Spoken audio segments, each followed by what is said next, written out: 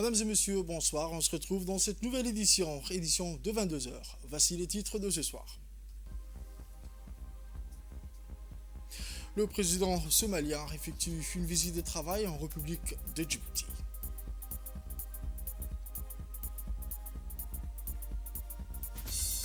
Aux nouvelles mondiales, un commandant de brigade de l'armée israélienne tué à Jabalia. Les détails dans ce journal de ce soir. Le journal au complet à présent, mesdames et messieurs, l'invitation de son Excellence M. Ismaël Omar Guelleh, président de la République de Djibouti, son Excellence M. Hassan Sheikh Mahamoud, président de la République fédérale de la Somalie, a effectué une visite de travail en République de Djibouti le 21 octobre 2024. Son Excellence Hassan Sheikh Mahamoud, président de la République fédérale de Somalie, était à la tête d'une délégation de haut niveau composée de ministres et de hauts fonctionnaires de la République fédérale de la Somalie. Les deux chefs d'État ont tenu une réunion bilatérale au cours de laquelle ils ont réaffirmé leur ferme engagement en faveur de la paix et de la sécurité en Somalie et dans la région. Son Excellence Hassan Sheikh Mahamoud a chaleureusement salué son homologue djiboutien, son Excellence le président Guelleh, pour ses efforts inlassables en faveur des initiatives de consolidation de la paix et de construction de l'État en Somalie, ainsi que pour son rôle remarquable dans le rétablissement de la paix, de la sécurité et de la stabilité en Somalie. Le président a également salué le rôle des forces de défense nationales de Djibouti, des forces armées nationales somaliennes, ainsi que celui des pays contributeurs de troupes de l'Union africaine dans la lutte contre le terrorisme. Les deux chefs d'État ont échangé des points de vue sur la situation sécuritaire en Somalie et dans la région et ont souligné la nécessité de respecter la souveraineté, l'unité et l'intégrité territoriale de la Somalie, ainsi que de maintenir la paix, la sécurité et la stabilité dans la Corne de l'Afrique et sur l'ensemble du continent africain.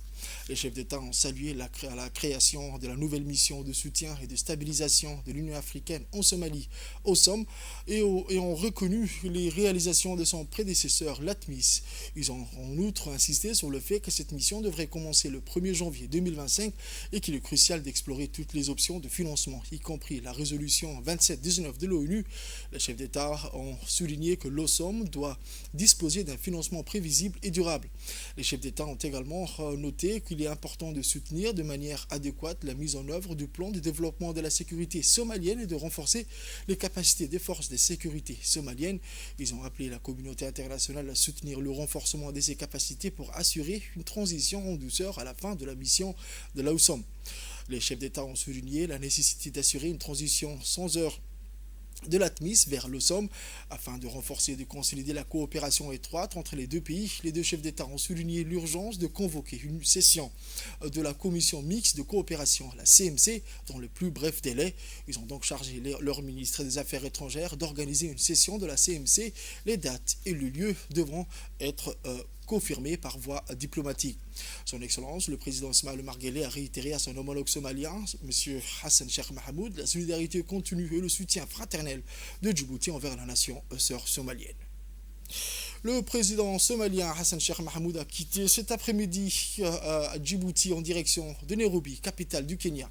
Le séjour actuel du chef d'État somalien à Djibouti s'inscrit dans le cadre d'une tournée entamée qu'il effectue auprès des pays contributeurs de l'ATMIS, la force africaine de transition en Somalie.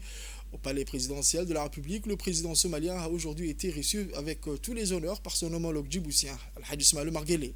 Les deux chefs d'État ont tenu une réunion bilatérale au cours de laquelle ils ont réaffirmé leur engagement en faveur de la paix et de la sécurité en Somalie et dans la région.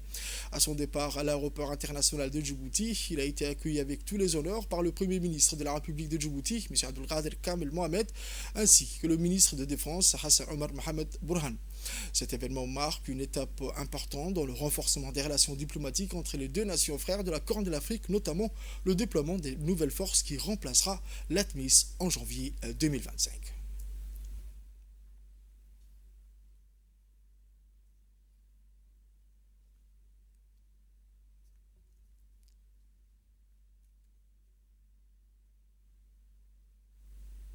Nécrologie de ce journal, le président de la République, son Excellence El-Hajj Ismaël Omar Guelleh, a rendu un vibrant hommage à la mémoire de feu Mohamed Aden Waïs, alias Cheikh, Ancien consul général de Djibouti à Jeddah et personnalité très connue et appréciée par ses compatriotes, décédé ce lundi. C'est dans l'effroi et la consternation que j'ai appris le décès de Feu Cheikh, figure emblématique du paysage public djiboutien et patriote valeureux, a déclaré le chef de l'État. Sa rigueur morale n'avait d'égal que son sens aigu à rester indéfectiblement loyal à ses convictions, ses idées et ses idéaux, a poursuivi dans le même élan le président Guelleh, louant les vertus d'un homme connu pour sa générosité, sa simplicité et son intelligence sociale. Puisse Dieu l'accueillir dans son paradis éternel, a imploré le président de la République, exprimant ses condoléances attristées à la famille, aux proches et amis du défunt ancien grand commis de l'État. Décédé ce lundi à Djibouti, Feu Cheikh laisse derrière lui une importante famille comptant une épouse, plusieurs enfants et petits-enfants. Inna lillahi wa inna ilayhi raji'un. Dans l'actualité nationale, sous le patronage de son Excellence, le Premier ministre M. Abdelkader Kamel Mohamed, le ministère de l'Énergie et des Ressources naturelles a célébré aujourd'hui la Journée internationale de l'énergie sous le thème Efficacité énergétique, moteur du développement durable à Djibouti. Dès son arrivée, le Premier ministre a été accueilli par le ministre de l'Énergie et des Ressources naturelles, M. Younis Ali Guedi, entouré par ses proches collaborateurs. Cet important événement a rassemblé des participants venus nombreux, dont des membres du gouvernement, les directeurs généraux des départements sectoriels sous tutelle du ministère de l'Énergie, les PDG des grandes entreprises, des représentants des partenaires au développement ainsi un grand nombre des étudiants de la faculté d'ingénierie de l'Université de Djibouti. Lors de cette cérémonie commutative, dans une projection, le ministère de l'Énergie a communiqué les avancées remarquables en matière de l'énergie, telles que l'électrification des localités les plus reculées du pays, ainsi que la production nationale en matière de l'énergie qui atteint les 30.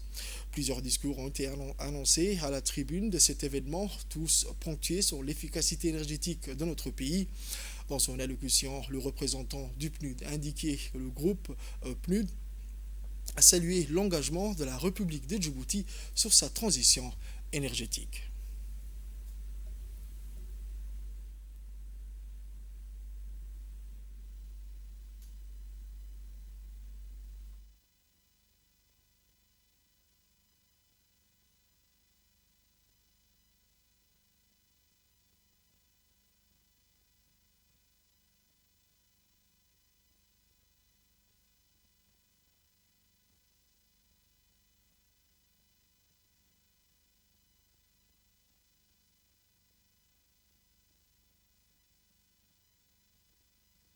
Le programme des Nations Unies a inscrit l'énergie parmi les axes stratégiques de ses interventions à travers le monde entier. Et notre mission est claire.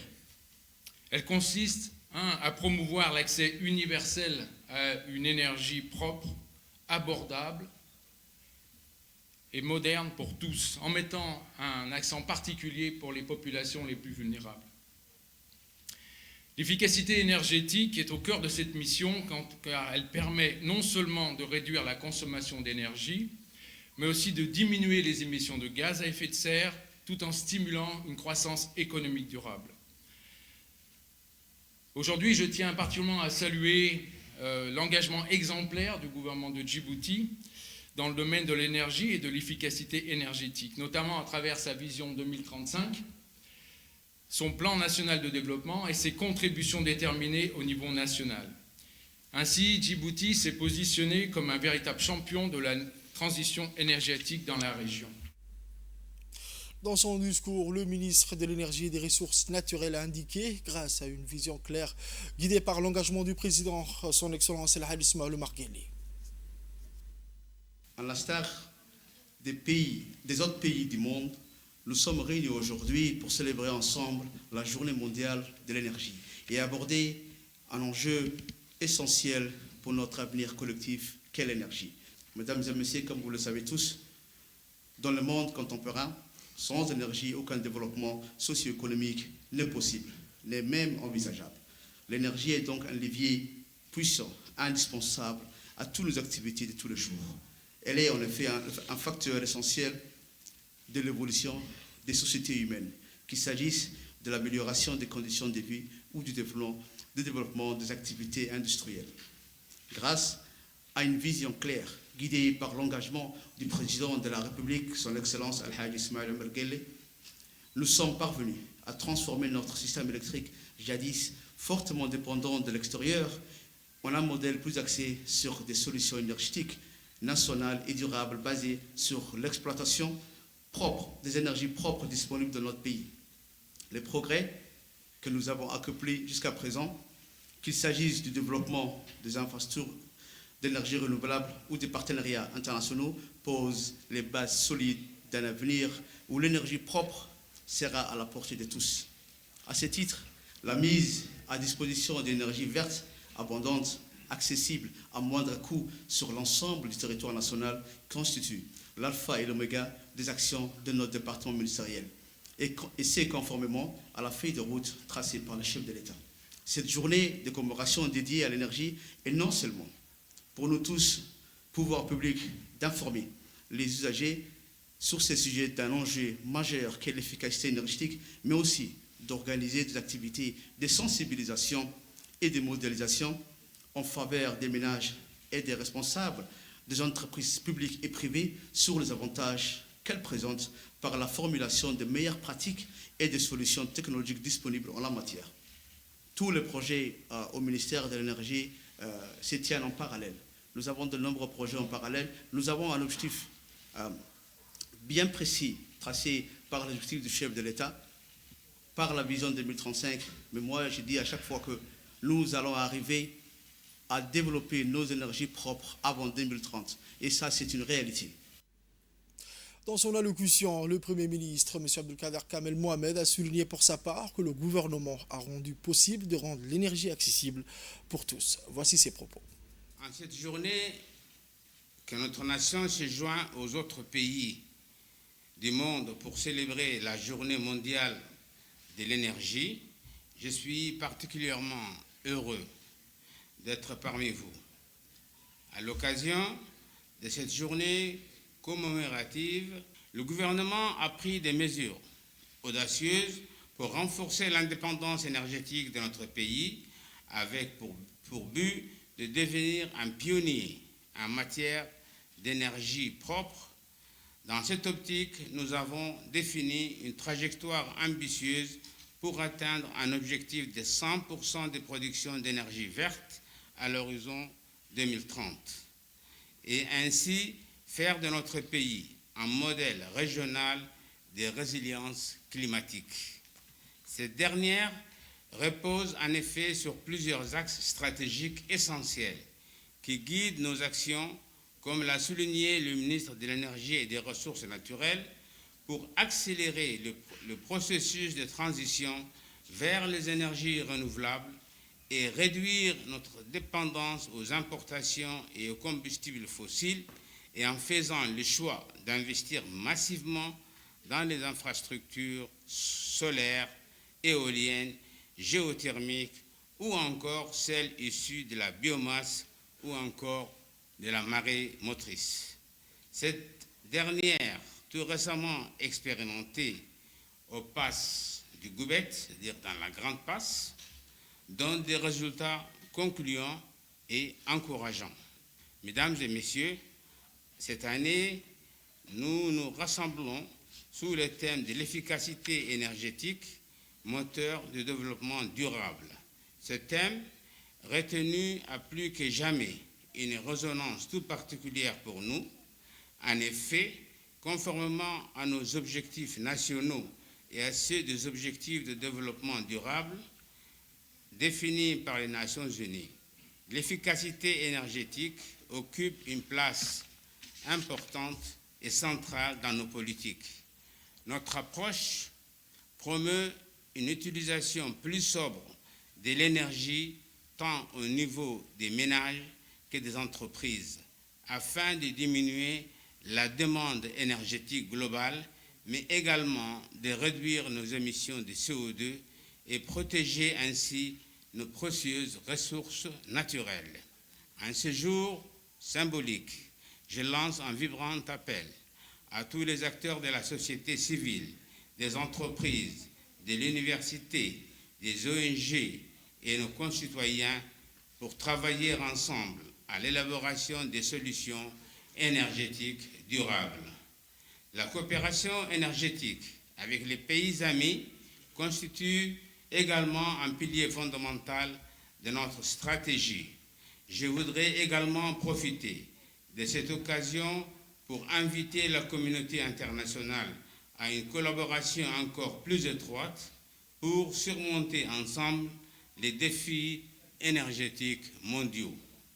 Quant au gouvernement, conformément aux directives du chef de l'État, nous nous engageons à poursuivre les investissements dans les domaines de développement des infrastructures énergétiques afin que chaque citoyen et chaque citoyenne sur toute l'étendue du territoire national puisse accéder à l'électricité et bénéficier des fruits du progrès réalisés en matière énergétique. On écoute à présent une réaction recueillie auprès d'une participante. Aujourd'hui, on est ici pour fêter la Journée mondiale de l'énergie avec de très chers invités, des représentants des différentes entreprises internationales AGIP, notamment la PNUD, et parmi tant d'autres. Et cette journée m'a permis de contextualiser les cours que je prends en classe, parce qu'en classe, on voit les informations mondiales. Cette journée m'a permis de comprendre les projets, les différents projets qui AGIP, les différentes centrales qui ont été mises en place, l'électrification rurale notamment. C'est vraiment le projet qui m'a le plus touchée. Et voilà, c'était une très belle journée, très informative et j'ai hâte de voir comment ces projets vont être mis en œuvre. Le ministre de la Santé de la République de Djibouti a participé aux 71e sessions du comité régional de la Méditerranée orientale en tant que vice-président du comité du 14 au 17 octobre 2024 à Doha, capitale de Qatar. La 71e session du comité régional de la Méditerranée orientale qui s'est tenue à Doha sous la présidence de l'État du Qatar et qui avait pour thème Santé sans frontières. En marge de cette session, le comité régional de l'Organisation mondiale de la santé pour la Méditerranée orientale a adopté plusieurs points dans le plan opérationnel régional de la Méditerranée orientale et les initiatives phares qui contribueront à l'accélération des progrès accomplis, tels que élargir l'accès aux médicaments, accroître les investissements ciblés, intensifier l'action de santé publique face à l'usage de substances psychoactives. Cependant, le comité a approuvé pour œuvrer la réalisation du plan opérationnel stratégique et faciliter la mise en œuvre de ce plan et de ses initiatives phares en activant le cycle d'investissement de l'OMS. Durant ces 4 jours, il y a eu des discussions approfondies et d'échanges d'idées et d'expertise entre les ministres, les représentants et les États membres. Lors de cette session, les membres du comité régional ont examiné l'évolution de la situation sanitaire et humanitaire dans les territoires. Ainsi, le ministre, pour sa part, ces contextes difficiles entravent les efforts. Le ministre Dr Ahmed Roble Abdil a exprimé sa gratitude à l'État du Qatar pour l'organisation exemplaire de l'événement. Il a également salué le dévouement, la sagacité et l'érudition de leur excellence, les ministres de la Santé, les chefs de délégation et les délégués. La salle de conférence du CERD a abrité ce matin la conférence dédiée à la lutte contre le paludisme en présence du ministre de l'Enseignement supérieur et de la Recherche. Cet événement s'est déroulé en ligne via Zoom, permettant une large participation, organisée par l'Institut des recherches médicinales du CERD en collaboration avec l'ICGEB, Centre international pour les génies génétiques et la biotechnologie. Ces conférences rassemblant des experts nationaux et internationaux qui partageront leurs connaissances sur des sujets cruciaux. Ces conférences visent à sensibiliser et à renforcer les capacités des acteurs de la santé dans leur lutte contre le paludisme, qui reste un enjeu de santé publique majeur, touchant particulièrement les populations vulnérables, notamment les jeunes enfants dans les zones rurales et périurbaines de Djibouti. Cet événement s'inscrit dans le cadre d'une initiative plus large pour développer des formations et des collaborations en matière de recherche sur les maladies infectieuses. Dans son mot d'ouverture, le ministre de l'Enseignement supérieur et de la Recherche a souligné l'importance vitale de cette initiative pour nos communautés, bien que des progrès aient été réalisés au niveau mondial. Le paludisme continue de toucher les plus vulnérables, notamment les jeunes enfants dans les zones rurales et périurbaines de Djibouti. D'abord, à vous remercier de votre présence et vous dire combien je suis honoré de participer à ces 2 journées dont j'assure l'ouverture ce matin, concernant la compréhension, mais également les moyens de lutter contre la malaria ou le paludisme, communément scientifiquement connu sous le nom de paludisme. Ce sujet nous intéresse beaucoup parce qu'il affecte des millions de personnes dans le monde et touche particulièrement notre région pour diverses raisons que vous connaissez. Je citerai bien sûr la variabilité due de plus en plus au changement climatique et environnemental, avec des pluies soudaines qui arrivent et qui sont donc souvent constituent des foyers de multiplication des moustiques. La migration et la mobilité des personnes qui affectent plus particulièrement Djibouti, des personnes déplacées et plus particulièrement dans les zones urbaines et rurales.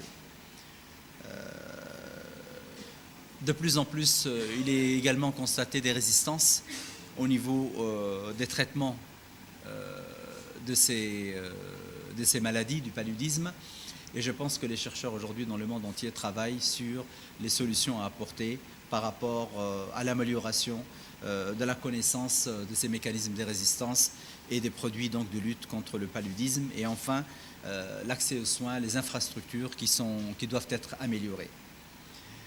Plusieurs solutions, et vous le savez, hein, ce que je vais dire, vous allez en débattre par rapport aux solutions qui sont proposées. C'est tout d'abord de renforcer, on ne peut pas lutter contre le paludisme si on ne renforce pas les campagnes de sensibilisation et d'éducation auprès des populations pour éviter la multiplication des moustiques. L'autre élément, c'est de développer les infrastructures sanitaires qui puissent répondre de façon, je dirais, efficiente par rapport à l'accès aux tests de diagnostic et aux traitements qui doivent être renforcés. C'est dans le cadre du programme de renforcement des capacités pour l'Agence djiboutienne de normes et de qualité, soutenue par le secrétaire général de l'Institut de normalisation et de métrologie pour les pays islamiques pour l'année 2024. S'est tenu un atelier de sensibilisation d'envergure ce matin, le 25 octobre, à Sheraton Hotel. Un événement qui vise à renforcer les capacités des experts de l'ADN sur les travaux techniques du SMIS, l'Institut de normalisation et de métrologie pour les pays islamiques, et à sensibiliser les acteurs clés du secteur agroalimentaire.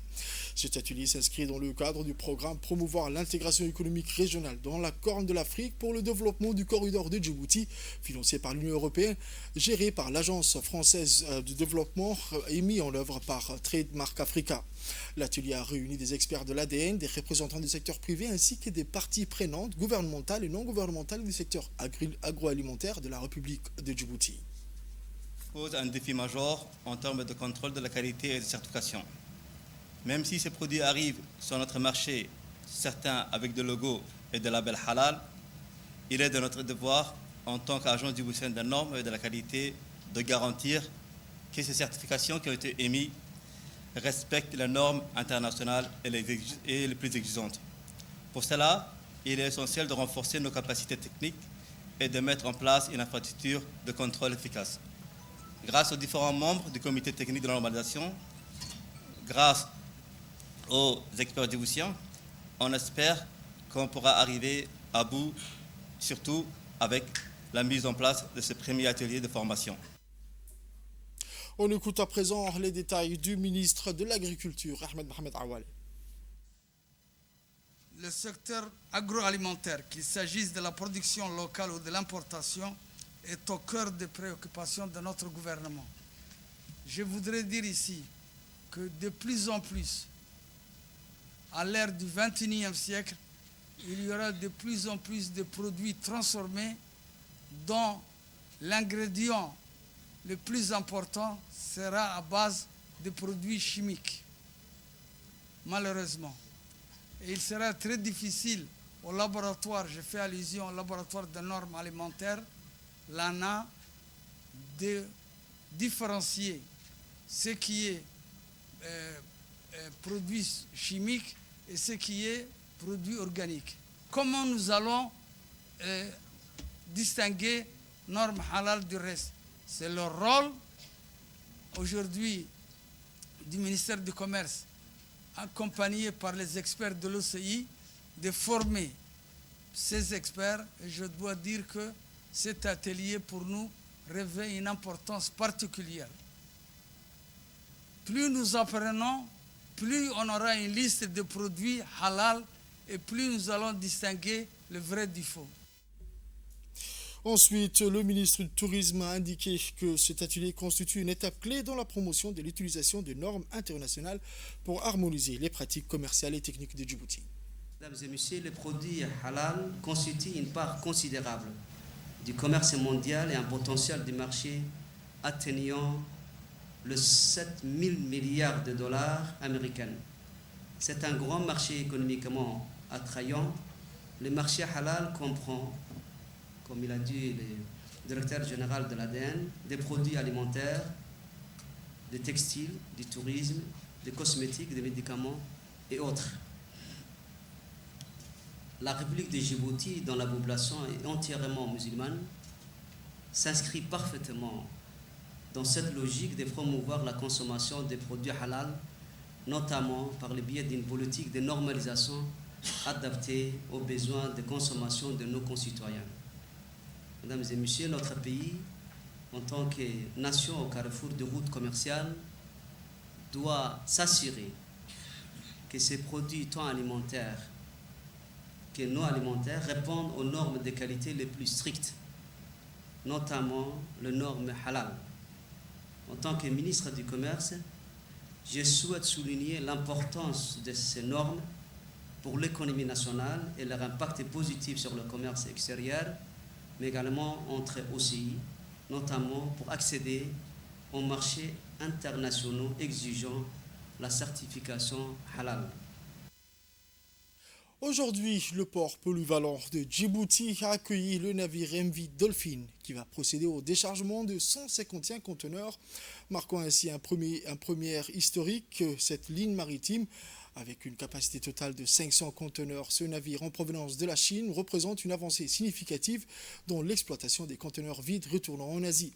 L'objectif principal de cette initiative était d'attirer un nouveau type de clientèle et ainsi d'augmenter le trafic de nos ports en renforçant les échanges commerciaux avec l'Asie et en réduisant les coûts logistiques pour nos clients, notamment ceux d'Éthiopie.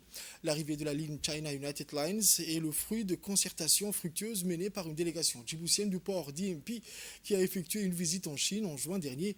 Bien que le MV Dolphin n'a pas été présent lors des discussions, son choix de collaborer avec le port djiboutien témoigne de la reconnaissance croissante de l'efficacité et de la rapidité des opérations réalisées de nos ports ainsi que de leur position stratégique. Ce navire actuellement est un navire porte-conteneurs et il va décharger chez nous une quantité de 151 conteneurs pour le premier voyage et il est destiné aussi à rapatrier les conteneurs vides, non seulement chez nous mais aussi sur nos terrains. Tous les conteneurs vides qui se trouvent en destination de l'Asie seront retransférés vers l'Asie à partir de ce navire.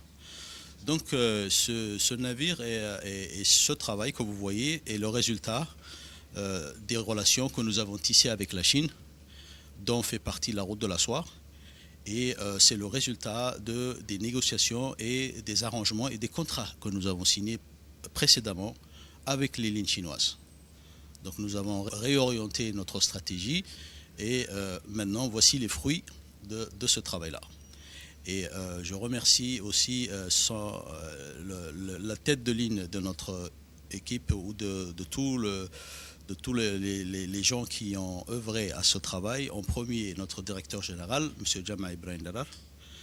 Et je remercie aussi toute l'équipe des opérations. Et je remercie d'une manière plus large tous les employés du port qui ont contribué fortement à ce que ce travail se réalise. Direction Obok, où l'association Dablissa a célébré avec succès sa journée annuelle d'exposition des artisans ce 20 octobre 2024 dans le cadre du projet d'appui à l'engagement soutenu par l'USAID. L'événement s'est tenu dans les locaux de l'association à Obok, attirant un large public et mettant en lumière le riche patrimoine artisanal de notre région. Des artisans talentueux de la région ont exposé une diversité d'œuvres allant des cadres décoratifs aux boîtes à mouchoirs, en passant par les porte-monnaies, le seau décoratif, la vannerie et bien plus encore. Les visiteurs ont eu l'occasion d'admirer et d'acquérir des pièces uniques tout en participant à des démonstrations.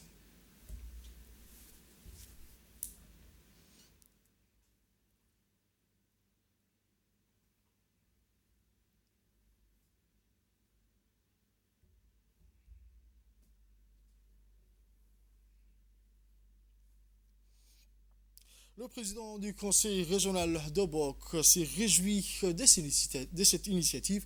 Voici ses dires. Je voudrais, donc, en mon nom du président du conseil régional, mais au nom de la région de Bok, et également au nom de mon ami le préfet de Bok, donc de dire un grand merci à l'USAID pour l'appui apporté à cette jeune association. C'est une association, comme vous le voyez, donc, composée de jeunes filles et de jeunes femmes de Bok qui s'activent dans ce domaine-là. Je voudrais tout simplement leur dire un grand bravo et puis donc continuer donc, à faire ce genre de produits. Et vous savez, Obok, c'est une région de l'histoire. C'est une région qui a un grand patrimoine. Et ces patrimoines donc, a besoin d'être valorisé. Et le fait qu'on puisse présenter ce genre de produits, ça montre le label Obokois. Donc je voudrais à travers également mon micro inciter les autres associations, ou bien les jeunes filles, les jeunes femmes également de Bok, qu'elles soient dans des mouvements associatifs, ou bien qu'elles soient individuelles, qu'elles puissent prendre, en tout cas qu'elles s'inspirent de l'exemple de l'association d'Ablissa qui est ici présente, et d'exposer les produits de la région. Parce que quand on expose les produits de la région, c'est avant tout la région qui est mise en avant. Donc nous sommes très très fiers de cette exposition. J'ai dit un grand bravo à l'association et je leur dis également que les autorités régionales et préfectorales que nous sommes seront toujours de leur côté comme on l'a toujours été. Et Inch'Allah, dans Adil 2, on va essayer de mettre un grand projet qui concerne l'artisanat. Pourquoi ne pas faire un grand local où vraiment les associations pourront donc elles-mêmes exposer leurs produits et gérer ces locales. Donc en dernier mot, j'incite les jeunes filles, les jeunes femmes de Bok à vraiment faire comme fait donc d'Ablissa. Il y a beaucoup d'associations de Bok qui sont dynamiques. Les associations des femmes sont très dynamiques dans cette région-là. Et bon, j'exhorte également les autres associations qui sont nombreuses à faire tout ce qu'elles peuvent pour vraiment emboîter les pas à cette jeune association. Et donc je dis à Mme Khadiga et à ses membres, vraiment, on est fiers de vous et la région de Bok est fière de vous.